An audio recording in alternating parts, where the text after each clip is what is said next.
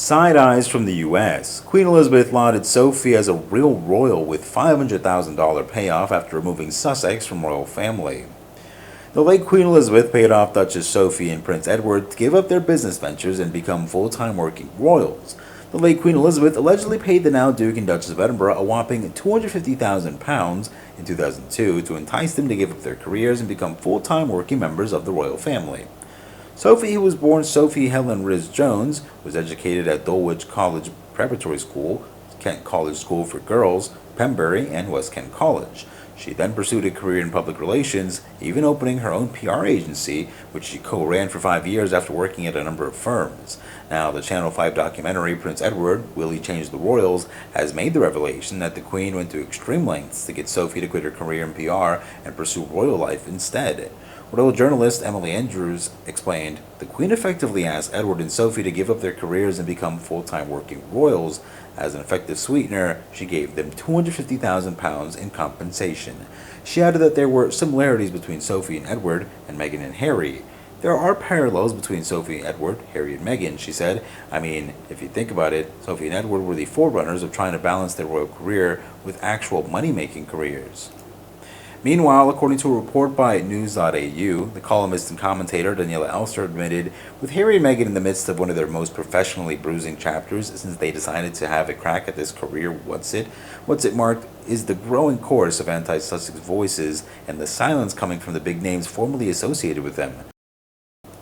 Ms. Elster even went as far as to question the duo's future prospects and wondered, "Turns out the Sussexes are as adept at coming up with and executing great content as Prince Andrew was at choosing his friends. So will they be Duke and Duchess of one-hit wonders?" Before concluding, she also admitted, if there had ever been a time that one might hope to hear from a few famous Sussex allies, it's in the last week, which has seen the ripcord pulled out from their Spotify deal, the Wall Street Journal labeled them flops, and Netflix reportedly unlikely to renew their contract. Moreover, the experts have just warned Prince Harry about the lifelong public obsession that he is slated to leave Archie and Lilibet with. The cases that they brought against Splash and X17 back in 2020 were not enough to prevent this week's Harry and Lily photos, were they? In the middle of their chat, she also warned, living in the US, the Sussex kids will grow up with the constant looming knowledge that a photographer might be watching at any given time that will now be a permanent part of their mental furniture. Because of this, Archie and Lily will be the subjects of lifelong public fascination, if not obsession, especially when they become teenagers and young adults. This intrusion, the menacing presence of the paparazzi will only become more of a feature in their lives. Royal correspondent Jenny Bond has also waded in, explaining why she believes the late Queen's plan paid off and was absolutely necessary, telling OK, whether it was a compensation, a sweetener, or any incentive, the fact of the matter is the Queen always provided financial support to the younger working royals. They were not on what was then called the civil list, now the sovereign grant, so if Edward and Sophie had to give up their careers, clearly they needed some way of financing the work that they were going to do for the royal family.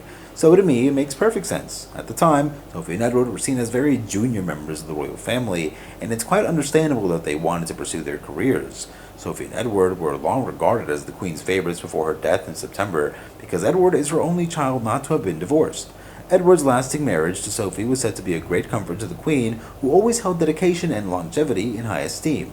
Royal journalist and author Robert Johnson previously told The Telegraph, quote, "Sophie is probably the best example of an outsider coming into the royal family and learning on the job. She's very much the Queen's favorite, and you'll notice that whenever there's any family holidays or gatherings, Sophie and Edward often stay a while longer than the rest."